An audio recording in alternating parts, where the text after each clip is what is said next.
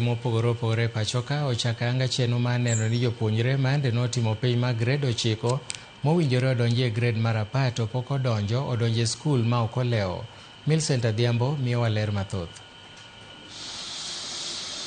Ma en kaluwore gi chik manyogol kod jatend migawo mar arita kwe Kipchumba Murkomen kasundo jotend gwenge mondo ne ni jopuonjre odonjo e skul. E kaunti ma Kisumu, picha moko kuom jodong gweng' kaluwore e udi mopogore e chuny bomano mar neno ni onge japuonjre ma pod okwamo e dhot.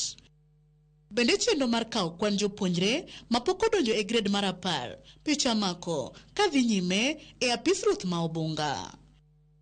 Jodongogo e apedha margi girado gi Rosemary Akoth manigi japuonjre ma pok odonjo e skul olero ni koso omenda maromo 16,000 ema osemono nyare donjo grade mar 10 ka okoni bende kane odhi temo nyoro to okone ni thuolo oserumo ne nyare. Koro kanyoro nyathi temo nyisan nafas kalure gi gik CBC gi bente kaka okwer gini nafas nitie kaka jok makore kadhi manyo skul nafas nitie kaka orum. To pod aneno Friday no kawatemo to pesa to onge nikech pesa tema dwarore no chul eka nyathi odhi e skul. Mita machoko wuok Rosemary bende jodongo chakrado gi Agnes Akinyi malero ni onge nyalo kata obedo ni nyare nokalo maber ka okoni skul mane oluonge nyathine idwaro omenda maromo Sh53,000 kod mar uniform 26,500. Nyathina pok odhi skul nikech ok anyal.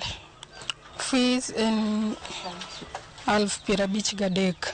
Uniform nong'isi gini 26,500. E kar dako nogo bende giyudo Monica Achieng' mokwamo kod jopuonjre 2 e dhot. Oyango ni yuto ne tin ka bende temo mar loko ne nyithindego mondo donje skunde piny owacho mong'ere kaka day school bende nogore Lwanda nikech ne okone ni thuolo onge e skundego. An gi nyithindo 2 manotimo CBC, achiel oluong Nyakach Girls, achiel oluong Nyabondo Boys. But atemo manyo ne mondo ayud space Kisumu Day nikech ok anyal boarding ji 2 to pod otama. Kaunti ma Kisii e kar dak mabogo Akumu chenro ma kamano bende nodhi nyime kuma japuonjre Elkana Ogega mane oluonge e skund sekondar ma Maranda pok odonjo kaluwore gi yuto mapiny mar jonyuolne. Serikali imetoa uamuzi watoto waenda shule, hakuna fare. Sijui mwenye atajitokeza anisaidie fare aende Maranda Boys.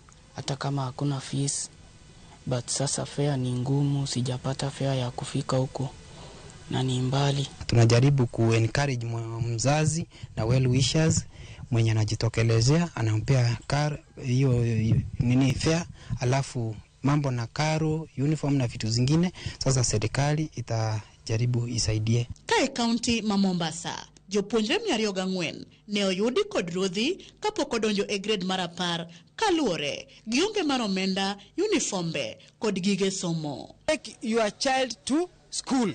Hata kama hana uniform, tumekubaliana na walimu atakwenda na ile uniform yake ya primary ile alikuwa naye kule. Kinde ma jalup County Commissioner Makono ne ojiwo mondo gidonje grade mar 10 gi uniform gi machon mag grade mar 9.